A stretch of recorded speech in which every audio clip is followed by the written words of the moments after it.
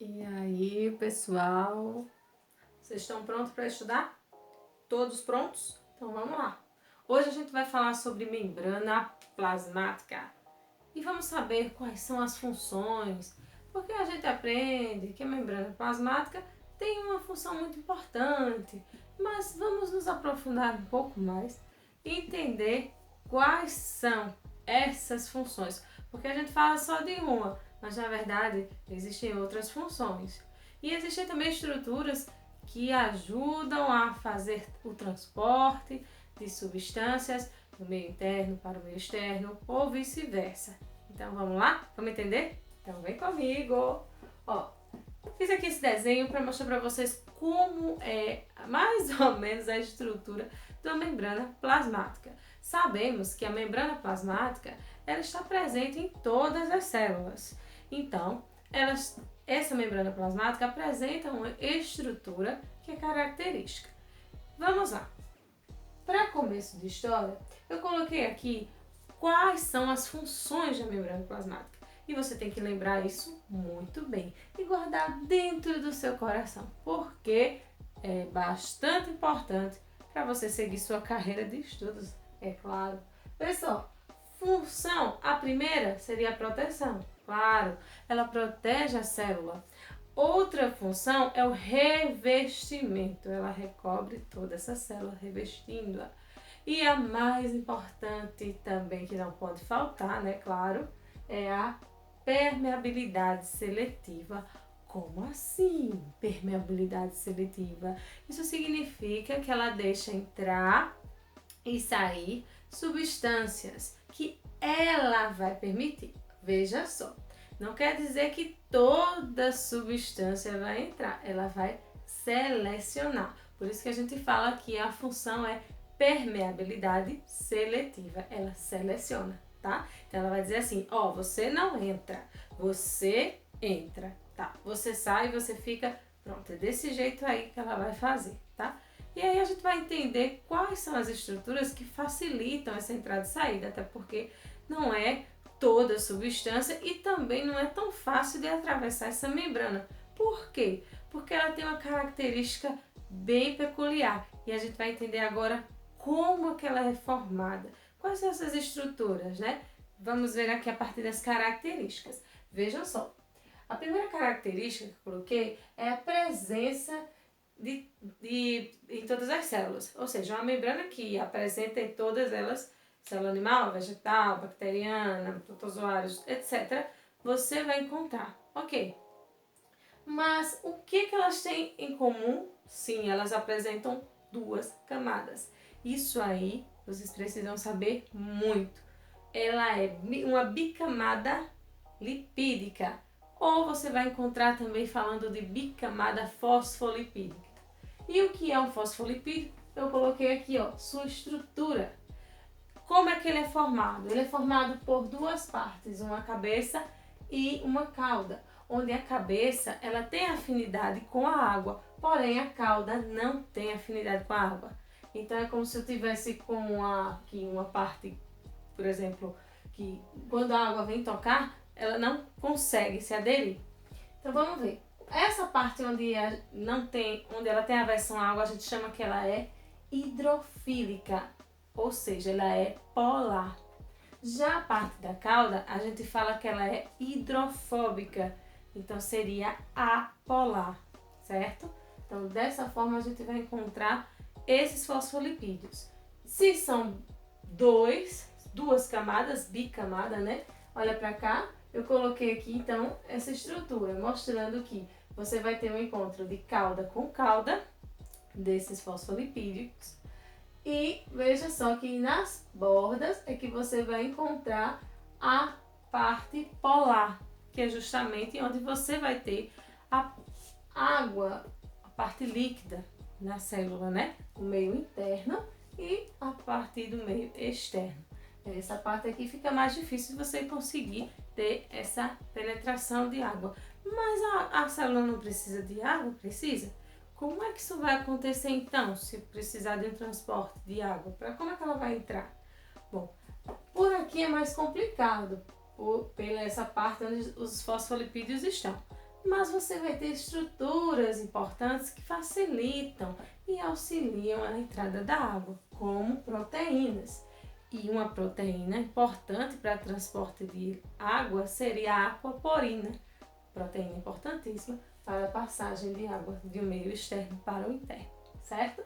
Então eu coloquei outro tipo de característica que a gente vai encontrar, é que ela é fluida, que foi então conhecida como mosaico fluido por Singer e Nicholson.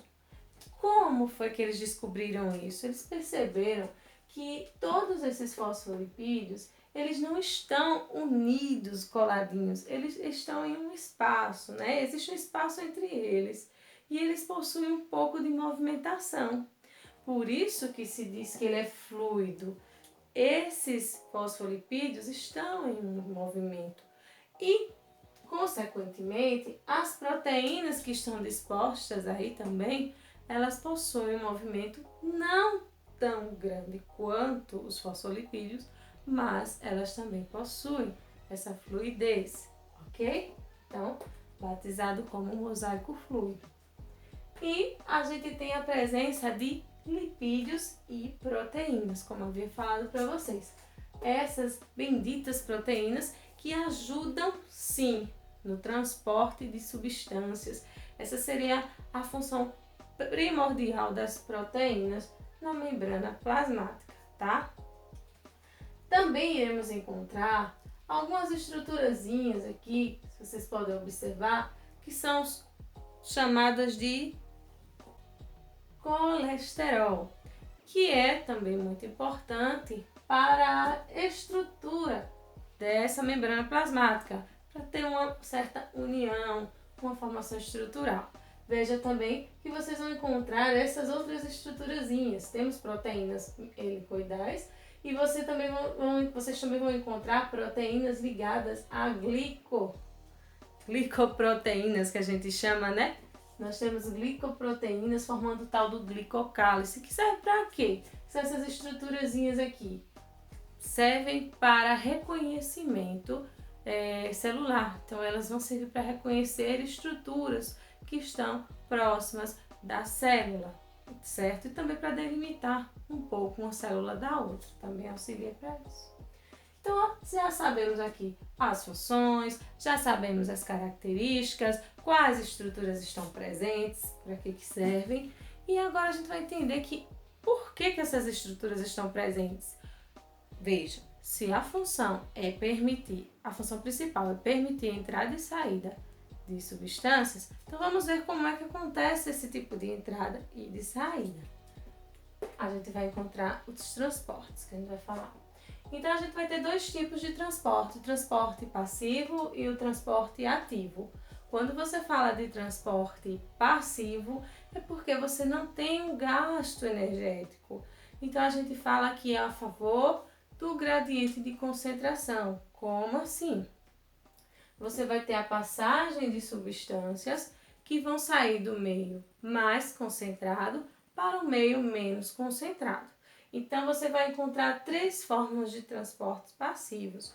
Você tem o transporte chamado de difusão simples, onde vai ter a passagem de íons, de moléculas, certo? Não vai precisar de nenhuma estrutura para poder fazer esse tipo de passagem e que sempre vai sair do meio de maior concentração para o de menor.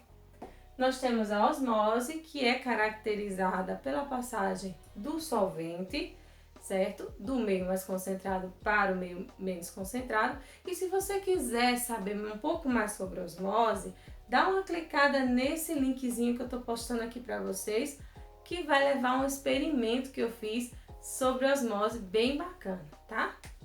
E por fim, nós também temos a difusão facilitada, outro tipo de transporte passivo, onde você vai ter o auxílio de uma proteína para poder transportar essa substância. Veja, deve ser uma substância bem maior, que não é possível ser transportada a partir da difusão simples. Então, ela vai ter que ser transportada por uma proteína que apresenta essa estrutura, que consiga passar por dentro dela. Então, é assim que vai acontecer essa difusão facilitada. Facilitada porque eu tenho uma proteína que facilita, chamada de proteína carreadora, ok? E no transporte ativo, o que é que eu vou encontrar? O ativo já diz tudo. Ativo porque ele tem ação. Você vai ter o que? O gasto energético. Então, esse gasto energético acontece porque o transporte está sendo feito contra o gradiente de concentração. Então, é necessário um esforço maior para que se tenha esse transporte. Por isso que se fala contra gradiente de concentração, porque ele sai do lado onde tem menos concentrado para um lado que tem maior concentração. Então, do menos concentrado para o de maior concentração. Coloquei aqui gasto de energia. Um exemplo, a gente tem aquela famosa bomba de sódio e potássio, ok? Então, definindo a membrana plasmática, a gente chega ao fim desse resumão aqui que eu passei para vocês, tá? Então, eu posso me afastar um pouquinho para vocês tirarem um print, tá? Se possível. Vou voltar agora e dizer para vocês que foi um prazer estar com vocês. Mandar aquele beijo que eu gosto muito de mandar. E pedir para vocês, por favor, não deixa de se inscrever aqui no canal. E a gente está sempre trazendo dicas para vocês e estudando junto com vocês, tá certo? Um beijo e até a próxima aula. Tchau!